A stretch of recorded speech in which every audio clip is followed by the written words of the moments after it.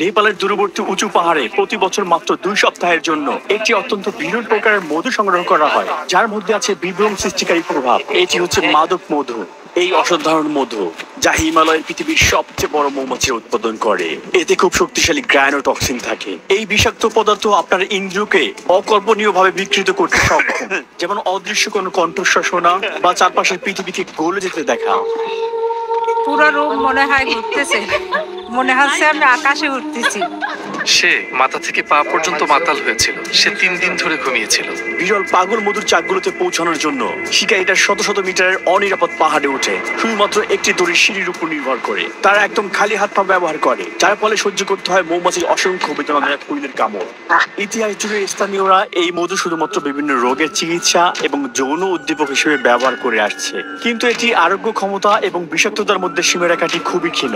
এই মাদক মধু অতিরিক্ত পরিমাণে গ্রহণ করলে হৃদয় স্পন্দন দৃঢ় হয়ে যাওয়া, পক্ষাঘাত, এমনকি প্রাণহানিও ঘটতে পারে। আমরা যে দূরবর্তী গ্রামে যাচ্ছি, সেখানে শুধুমাত্র একটি পরিবারই এই মাদক মধু শিকারের প্রথা চালিয়ে যাচ্ছে। 7500 বছরের পুরনো এই গুহাচিত্রের মতো তাদের প্রাচীন পদ্ধতিগুলো এখনো পরিবর্তন হয়নি, এবং তাদের মধু শিকারের এই উপায় আপনি অন্য কোথাও আর দেখতে পাবেন না। 36 ঘন্টার আকাশ এবং সড়ক যাত্রার পরে অবশেষে তানজি গ্রামে পৌঁছলাম এবং গুরুঙ্গ উপজাতির সাক্ষাৎ পেলাম। তারা তিব্বত থেকে এখানে বসতি করেছে। হ্যালো স্যার, কেমন আছেন? আমি ভালো আছি। আপনার বাবা প্রধান মধু শিকারী এখানে? হ্যাঁ হ্যাঁ। বা তাদের রীতি অনুযায়ী এখানে আগত মানুষকে বিপদ, অসুস্থতা এবং অশুভ আত্মার থেকে রক্ষা করার জন্য একটি তাবিজ পড়তে হয়। তাই মধু শিকারের আগে মহিলা আমাকে জল দিয়ে আশীর্বাদ করলেন এবং আমার গলায় একটি সুতো বেঁধে দিলেন। আমরা এখন মধু শিকারীদের কাছে যাচ্ছি। আমরা সবাই ধান ক্ষেতের পাশ দিয়ে পাহাড় থেকে নিচের দিকে নেমে চলেছি। নমস্কার। এখানে 3 প্রজন্মের মধু শিকারী রয়েছে। বুদ্ধিমান তার বাবা এবং তার দাদা। বছরের পর বছর কঠোর পরিশ্রম তার হাতে দৃশ্যমান। আমার নাম নন্দলাল তামাং। মধু শিকার আমাদের ঐতিহ্য। এটা আমার পূর্বপুরুষদের সময় থেকে হয়ে আসছে। প্রতি বছর তিনি মাদক মধু খুঁজতে উঁচু পাহাড়ে যান। এই কাজ করতে অনেক বেশি সাহসী মানুষ প্রয়োজন। প্রত্যেকেই এখন তাদের নিজ কাজে ব্যস্ত এবং তারা সোনালী ওষুধ শিকারের প্রস্তুতি নিচ্ছে। নন্দ এবং তার বাবা সিদ্ধান্ত নিচ্ছেন প্রথমে কোন পাহাড়ে যাবেন। অন্যদিকে বাকিরা এখন সরঞ্জাম প্রস্তুত করছেন। মই তৈরি করতে তারা সাবধানে একটি কাঠের তক্তাগুলোকে দুটি বাঁশের দড়ির সাথে ফিট করছেন, যা কয়েক মিটার লম্বা। এটি এমন ভাবে ঢোকানো হয়। পাহাড়ের উপরে নন্দ এবং অন্য গ্রামবাসীরা চূড়ান্ত প্রস্তুতি নিচ্ছেন। তারা শক্তভাবে মইটিকে একটি গাছের কাণ্ডের সাথে সুরক্ষিত করছে। মৌচাকের কাছে মইটিকে নিয়ে যাওয়া খুবই গুরুত্বপূর্ণ। এটি দড়ির অগ্রভাগ। নিচে নামার জন্য এটাকে ঠিকভাবে বাঁধতে হবে। ঠিকভাবে না বেঁধে কোনোভাবে নিচে নামা যাবে না। প্রথমে তারা আগুন জ্বালাবে এবং তারপর দড়িগুলো নিচে ফেলা হবে। ওই লাঠি কোথায়? ওইটা দাও। অন্যদিকে বাকিরা সদ্য কাটা পাতা দিয়ে বিশাল একটি পোটলা বানাচ্ছে। তারা মাঝে কিছু কাঠ দিয়েছে এবং দড়ি দিয়ে জড়িয়ে দিচ্ছে। এই বিশাল পোটলা ধূপটি মধু শিকারীদের মৌমাছির বিরুদ্ধে একমাত্র প্রতিরক্ষা। মৌমাছিদের তাড়াতে আগুন অপরিহার্য। ধোঁয়া ছাড়া মৌমাছিরা সরে যাবে না। একবার ধোঁয়া ছাড়িয়ে পড়লে তারা অসাড় হয়ে যায়। প্রথমে মৌমাছিরা আক্রমণাত্মক হয়ে ওঠে, তারপর তাদের চলাফেরা কমে যায়। এরকম কোন দুর্ঘটনা ঘটেছিল, যেমন আপনাদের গায়ে আগুন ধরে গিয়েছিল? দড়ি ছিঁড়ে গেলে মধু শিকারী আগুনে পুড়ে যেতে পারে। এটা কি জন্য? এটা এক ধরনের ফিতা। এটাকে ঠিকভাবে বাঁধার জন্য। শিকারীরা তাদের মৌমাছির মুখোশ পড়েছে এবং নিচের দিকে নামার সময় এসেছে। তারা যে মইটি ব্যবহার করছে তা 80 মিটার লম্বা, কিন্তু পাহাড়টি তার চেয়ে উঁচু। তাই নন্দ তার আরোহণ শুরু করে পাহাড়ের চূড়া থেকে, নিচ থেকে নয়। আমি পাহাড়ের নিচে সাহায্যকারী দলের সঙ্গে থাকবো। আমাদের এখন মৌমাছির হাত থেকে সুরক্ষা পেতে স্যুট পরে নেওয়া ভালো হবে, কারণ কিছুক্ষণের মধ্যে জায়গাটি মৌমাছি দিয়ে ভরে যাবে। ঠিক আছে, চলুন শুরু করা যাক। এই মাদক মধুর মৌমাছি আকারে সবচেয়ে বড়। এটি এপিস ল্যাব্রিউসের দ্বারা উৎপন্ন হয়। 3 সেন্টিমিটার উচ্চতার এই প্রজাতিটি অন্য সাধারণ মৌমাছি থেকে প্রায় আকারে দ্বিগুণ, এবং তাদের আছে দীর্ঘ হুল যা সহজে কাপড়ের মধ্যে দিয়ে ঢুকে যায়। তাদের প্রথম গন্তব্য হলো বিশাল মৌমাছির মৌচাকের ঠিক উপরের একটি খাড়া জায়গা। এখানে তারা সিঁড়ির অবস্থান পরিবর্তন করছে। মইটিকে ব্যালেন্স করার জন্য নন্দের বন্ধু দড়ির সবচেয়ে নিচের অংশ নেমে অপেক্ষা করে। এই দলগত কাজের মাধ্যমে তারা মাদক মধু সংগ্রহ করতে পারবে, আর আমরা সেটা স্বাদ নেব। উঁচু জায়গায় জুতা পরে না। কেন এমনটি হয়? এতে আমাদের পা ভালোভাবে বসে। খালি পায়ে আমরা স্থিতিশীলতা নির্ধারণ করি এবং নিয়ন্ত্রণ করি। খাড়াটি শিকারীর জন্য বিপজ্জনক, কারণ এটি পিছলা। শিকারীদের কোনো সুরক্ষা নেই, আর যদি তারা পড়ে যায় তবে মৃত্যু নিশ্চিত। গত বছর 2 জন মারা গিয়েছে। প্রতিবার যখন শিকারে যাই মৌমাছি প্রায় 100 থেকে 150 বার আমাদের গায়ে ফুল ফোটায়। যদি অনেক হুল ফোটায় তবে আমরা দড়ি থেকে পড়ে যেতে পারি। মৌচাকের পৃষ্ঠটি কালো মৌমাছির স্তর দিয়ে ঢাকা। প্রতিটি কলোনি প্রায় 1 লাখ মৌমাছি নিয়ে গঠিত এবং খাড়া পাহাড়ে 1 মিটার পর্যন্ত একটি লম্বা উন্মুক্ত চাকা তৈরি করে। ধোঁয়ার পরিমাণ বাড়ছে। মৌমাছিগুলো বিপদের আভাস পেয়েছে, তাই এখন তারা সবাই একসাথে ঢেউ তৈরি করে শত্রুকে প্রতিহত করার জন্য ভয় দেখাচ্ছে। এই অপটিক্যাল বিভ্রম শিকারীদেরকে বিভ্রান্ত করে। এটা মৌমাছিদেরকে একটি বিশাল একক জীব হিসেবে প্রদর্শন করে। মৌমাছিরা এখন আমার ড্রোনের সাথে লড়াই করছে। তারা এটিকে এখন একটি বড় অনুপ্রবেশকারী হিসেবে দেখছে। এখন আমাদের সবচেয়ে বহুমুখী কাজের সময়। ননদের অনেক কিছু করার আছে। সে 2টি খুঁটি ব্যবহার করছে। একটিকে ঝুড়ির ব্যালেন্স রাখার জন্য ব্যবহার করছে, খুঁটিটিকে স্থির রাখতে সে তার পা ব্যবহার করছে, আর অন্য খুঁটি দিয়ে সে বিশাল মৌচাকটি কাটছে। মৌমাছিগুলো তখন ভন ভন করছে। প্রতিবার সে যখন কয়েক কিলো মধু কেটে বের করছে, মৌমাছিগুলো প্রায় তাকে 100 বার পর্যন্ত হুইল ফুটা করতে পারে। তবুও তাকে স্থির থাকতে হবে, তাকে দ্রুত করতে হবে, কিন্তু সতর্ক থাকতে হবে। তার একমাত্র সুরক্ষা হলো দড়ি এবং মই। একটি ভুল পদক্ষেপ বিপদ বয়ে আনতে পারে।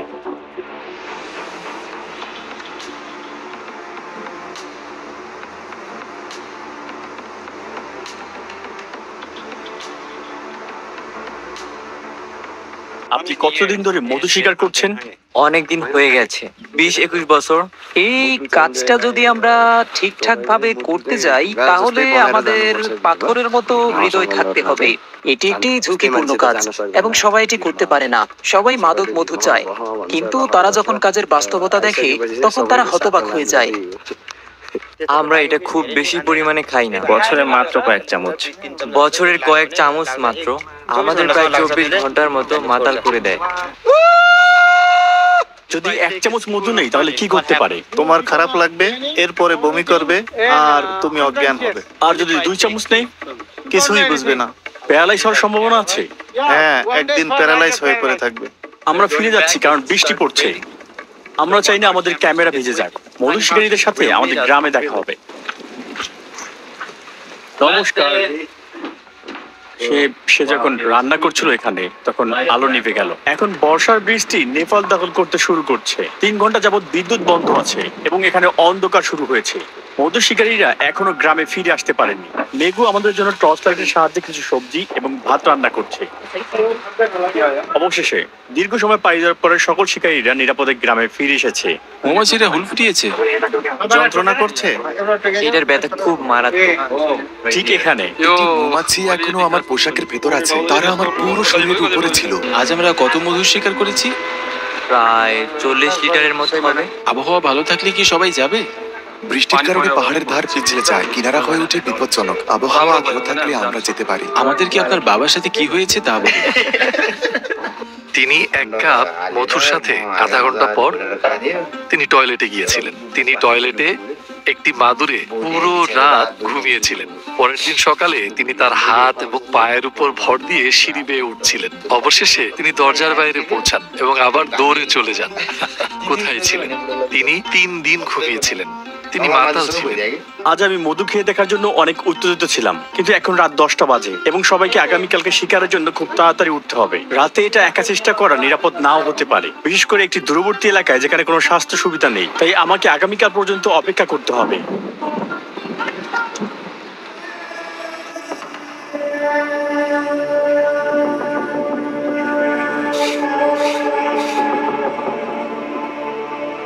আমরা এখন নাস্তা করব। এখন প্রায় সকাল 7টার মতো বাজে এখানে। নাস্তার পর আমরা মধু শিকারে যাব। এবার আমি অবশ্যই এর স্বাদ নিব। গতকাল ওখানে ছিলাম। অন্য পাশে আজ আমরা ঠিক কোন দিকে মধু শিকারে যাব আপনি জানেন? নিচে নামবো। আর আজকে আমরা উপরে উঠবো নাকি নিচে নামবো? ঠিক আছে।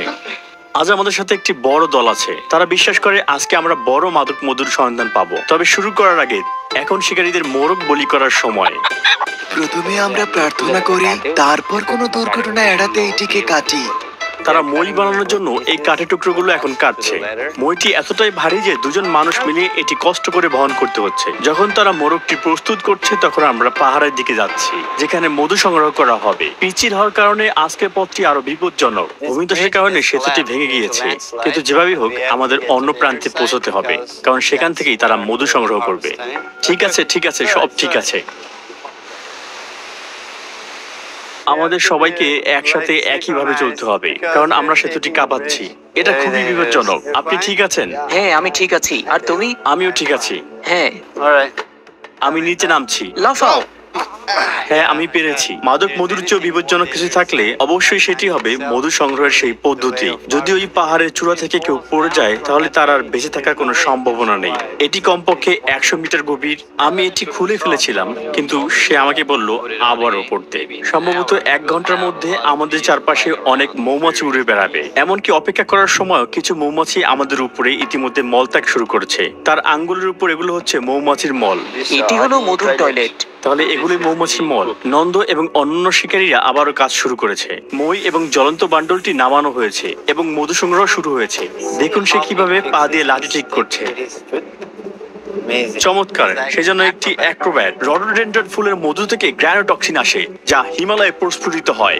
মাত্র 1 কেজি মধু তৈরিতে প্রায় 4 মিলিয়ন ফুলের পরাগ নিতে হয়। একটি সাধারণ কর্মী মৌমাছি তার পুরো জীবদ্দশায় মাত্র 1 থেকে 20 চামচ মধু তৈরি করতে পারে। তাই অবাক হওয়ার কিছু নেই যে এই বিরল সংগ্রহে 200 গ্রাম মধু, যা আমি একটু পরে স্বাদ নিতে যাচ্ছি। এই মাদক মধুতে রয়েছে গ্রানোটক্সিন, যা বর্তমান বাজারে প্রায় $400 বিক্রি হচ্ছে। কিন্তু দুঃখজনক হলেও এটি সত্যি যে জীবনের ঝুঁকি নিয়ে কাজ করা এই মধু শিকারীরা কয়েক কিলোগ্রাম মধু বিক্রি করে মাত্র $50 কম উপার্জন করে। এখানে 1 ঝুড়ি মধু সোজা পাহাড় থেকে নামানো হচ্ছে। দলটি এখন মাদক মধু নিষ্কাশন করছে। তারা লার্ভা, মৃত মৌমাছি, পোকামাকড় ইত্যাদি ছাঁকনি দিয়ে আলাদা করছে এবং প্লাস্টিকের জারে মধু সংরক্ষণ করছে। অবশেষে এই মধুর স্বাদ নেওয়ার সময় এসেছে। আমি খুবই উত্তেজিত। এটি হালকা তিক্ত স্বাদের সাথে মিষ্টি স্বাদযুক্ত। খাওয়ার সঙ্গে সঙ্গেই আমি শক্তিশালী গ্রানোটক্সিনের কিক অনুভব করতে পারছি। এটি ঝিলমিল করছে, তাই না? হ্যাঁ, এটার মধ্যে ভিন্ন ধরনের টেক্সচার রয়েছে। আপনার মুখে পুরাতে শুরু করে। এটা শুরু হয়েছে যেমনটা আপনি বলেছেন। অনুভূতিটা ঠিক মশলা জাতীয় খাবারের মতো। হ্যাঁ, কিন্তু একটি ঝুঁকি আছে যা আমি কখনো ভাবিনি। আপনি সম্ভবত এটি স্বাদ দেওয়ার সময় কিছু মধু গিলে ফেলেছেন। আমাদের আপনাকে দ্রুত উপরে নিয়ে যাওয়া উচিত, কারণ এটি 45 মিনিটের মধ্যে কার্যকর হয়। আমি অবশ্যই এখানে অস্থায়ীভাবে প্যারালাইজড অথবা অচেতন হওয়ার অভিজ্ঞতা নিতে চাই না, যে কারণে আমি এখান থেকে দ্রুত বের হয়ে যাচ্ছি। আপনি যখন এই মধু দিয়ে মাতাল হন, আপনি 12 ঘন্টা মরে থাকবেন। আপনি আপনার শরীর নাড়াতে পারবেন না। সত্যি? এবং আমাদের জন্য আপনাকে সাহায্য করা, আপনাকে পাহাড়ে নিয়ে যাওয়া কঠিন হবে। এতটা মাতাল হয়ে যাব? এতটা পরিমাণে মাতাল হয়ে যাব আমি? কখনো কখনো হ্যাঁ। তাহলে চলো, এখনো অনেক পথ বাকি আছে। আমরা দ্রুত গ্রামে ফেরার চেষ্টা করছি। আশা করি আমার শরীর ছেড়ে দিবে না। যেহেতু আমরা যথেষ্ট উপরে উঠেছি, আমাদের একটু বিরতি নেওয়া দরকার। আমরা এখন মধু শিকারে উৎসর্গ করা সেই মোরগটির মাংস খাবো।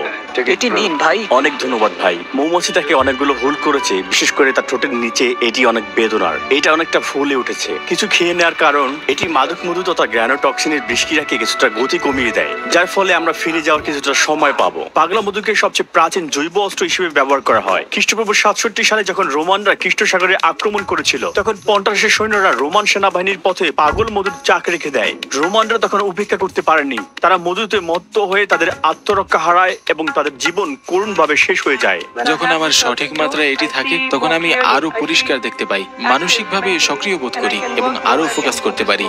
আমি এটি ধ্যানমূলক উদ্দেশ্যে ব্যবহার করি। সঠিক ডোজ কি? এটি মধুর উপর নির্ভর করে। এটি খুবই শক্তিশালী। আমার জন্য 1 টেবিল চামচ ঠিক আছে। আপনি যদি বেশি খান, তবে আপনার জন্য এটা খুব খারাপ হবে। অবশেষে আমি কোনো সমস্যা ছাড়াই গ্রামের প্রবেশ পথে পৌঁছেছি এবং এখানেই আমি আমার মাদক মধুর সর্বশেষ ডোজটি গ্রহণ করলাম।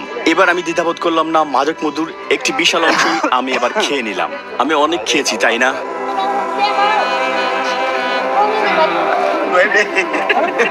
আমি জানি না আমি বেশি পরিমাণে খেয়েছি কিনা, তবে ইতিমধ্যে আমি অনেকটা গিলে ফেলেছি। আশা করি আমার খুব একটা খারাপ লাগবে না। এটার স্বাদ খুবই খুবই খুবই তিক্ত, যার কারণে আমার খুব কাশি আসছে। দেখি কি হয়। পরে আপনাদেরকে বিশদভাবে আমি আমার অভিজ্ঞতার কথা জানাবো।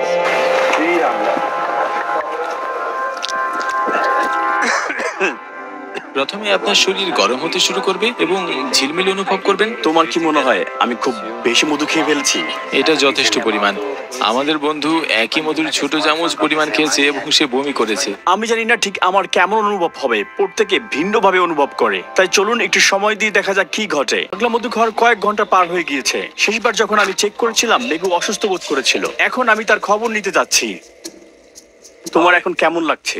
ভালো না, বেশি ভালো না। তুমি কতটুকু খেয়েছিলে? একটুখানি, অল্প। আমি তার চেয়েও বেশি খেয়েছিলাম। তোমার ঘুম আসছে? তাহলে আমরা এখন আসি। ঠান্ডা? ঠান্ডা, অনেক ঠান্ডা। আর আমার পা আমার আঙ্গুল অনেক ঠান্ডা। তুমি কি দাঁড়াতে পারবে? না না না, আমার তৃষ্ণা পেয়েছে, আমি কি পানি পান করতে পারি? পানি খেও না। কেন? তোমার মতো আমারও তৃষ্ণা পেয়েছিল, এরপর পানি খেলাম আর বমি করলাম, এরপরে আবারও বমি করলাম, 10 বার বমি করছি। মেগুর কাছ থেকে চলে আসার কিছুটা পরে আমি একই উপসর্গ দেখতে পেলাম। আমার শরীরের তাপমাত্রা কমতে শুরু করলো এবং হাতের কাছে পাওয়া কম্বলটি আমি গায়ে মুড়িয়ে নিলাম। এই কাশি স্বাভাবিক? আপনাকে পানি বা চা দেবো? হ্যাঁ, দেখো এটা গরম, কিন্তু আমি কোনো চাপ অনুভব করছি না। এই আঙ্গুলের ডগায়ও না। আমি এভাবে 1 ঘন্টা রেখে দিতে পারবো। আপনি ওখানে ধরুন আর আমি এখানে ধরি এবং দেখি যে কে বেশিক্ষণ ধরে রাখতে পারে। এখনো ধরে আছো? মানবদেহে গ্যানোটক্সিন কোল্ড চিলির সোডিয়াম চ্যানেল কার্যকলাপকে ব্যাহত করে। এছাড়াও নিউরন এবং পেশিকোষগুলোকে সঠিকভাবে যোগাযোগ এবং কাজ করতে বাধাগ্রস্ত করে। এই কারণে আমার আঙ্গুলের ডগাগুলো অসাড় হয়ে আছে এবং ঝিনঝিন করার মতো অস্বাভাবিক অনুভূতি পাচ্ছি এবং আমি অনুভব করছি এই প্রভাব ধীরে ধীরে আমার শরীরের দিকে ছড়িয়ে পড়বে। এটা নাও ভাই, এটা নিয়ে নাও, এখন অনেক গরম লাগছে। শরীরে অনেক বেশি গরম লাগে, ঠান্ডাও লাগে। যদি সে নেশাগ্রস্ত হয়ে পড়ে, বেশি নড়াচড়া করা উচিত না। প্রথমে মনে হচ্ছিল আমার শরীর পুড়ে যাচ্ছে, তাই আমি চেষ্টা করেছিলাম আমার জামা খুলে ফেলতে। এরপর কিছুটা সময় পরেই ঠান্ডা লাগা শুরু করলো। এই মহিলাও আমাদের সংগ্রহ করা মধুর 1 চামচ খেয়েছিলেন, কিন্তু তিনি বেশ ভালোই আছেন। পুরো রুম মনে হয় ঘুরতেছে, বমি বমি লাগতেছে, হাত পা ঝিনঝিন করতেছে, কেমন যেন একটা লাগতেছে, মাথা ঘুরতেছে, পুরো রুম মনে হয় ঘুরতেছে, অন্যরকম একটা ব্যাপার। কখনো মনে হচ্ছে কান্না পাচ্ছে আমার, আবার কখনো কখনো হাসি পাচ্ছে। আমাদের হোস্ট অবশ্য মধু খেয়ে আমার চেয়ে বেশি উপকৃত হচ্ছে। সে এখন উচ্ছ্বসিত অবস্থায় আছে। তার বয়স কত? যদি ওটা জিজ্ঞেস করা অভদ্র, আমি দুঃখিত। আপনার বয়স কত? বয়স? সে আমার বয়স জিজ্ঞেস করছে? আমার বয়স 1 বছর। সে এটা কি বললো? আরে বলো, আমার বয়স 1 বছর। তাকে আমি কিডন্যাপ করেছি। আমার এখন মাতালের মতো লাগতেছে, মনে হচ্ছে আমি আকাশে উঠতেছি। আপনি তার সম্পর্কে কি মনে করেন? তাকে আমরা কি ভিডিও করতে পারবো? হ্যাঁ, তাকে পছন্দ হয়েছে, প্রেমিক বানাইতে পারলে ভালো হইতো। তাকে বলো তাদের দেশে কি আমার মতো একজন বৃদ্ধ প্রেমিক পাওয়া যাবে? তাইলে নিয়ে আসেন। আমার এখানে মাথা ব্যথা করছে, কপাল থেকে এই বাম চোখের দিকটা। তাই এখন আমি আমার চোখকে কিছুটা সময় বন্ধ রাখবো। আমি শরীরের সর্বত্র যন্ত্রণা অনুভব করছি, সময়ের কোনো হিসাব পাচ্ছি না, প্রতিটা সেকেন্ড যেন ঘন্টার মতো। এটার প্রভাব আরো তীব্র হচ্ছে। আমি এখন অসুস্থ বোধ করতে শুরু করেছি। মুহূর্তে আমি বমি শুরু করলাম। গ্রানোটক্সিনের কোনো প্রতিষেধক নেই, বেশিরভাগ সময় শরীর এটি সহ্য করতে পারে। তবে বিরল কিছু ঘটনা রয়েছে যেখানে এটি হৃদরোগ সৃষ্টি করে। পার্শ্ব প্রতিক্রিয়া ছাড়া ঔষধি সুবিধা পেতে আপনার ডাক্তারের পরামর্শ অনুযায়ী সেবন করুন। সৌভাগ্যক্রমে আমার শরীর 24 ঘন্টার মধ্যে বিষ পরিষ্কার করে ফেলেছে, আর পরের দিনেই আমি ভালো অনুভব করছি। যদিও আগের দিন রাতে আমার মাথা ব্যথা, বমি বমি ভাব এবং কানে শব্দ পাচ্ছিলাম। পাগলা মধু পাওয়া সহজ নয়। একটি উঁচু পাহাড়ের চাক থেকে সংগ্রহ করতে দক্ষ এবং সাহসী ব্যক্তিদের প্রয়োজন। গুরুংরা একটি সমৃদ্ধ সাংস্কৃতিক ঐতিহ্য বহন করছে, যা আশা করি পরবর্তী প্রজন্মের কাছে পৌঁছে যাবে।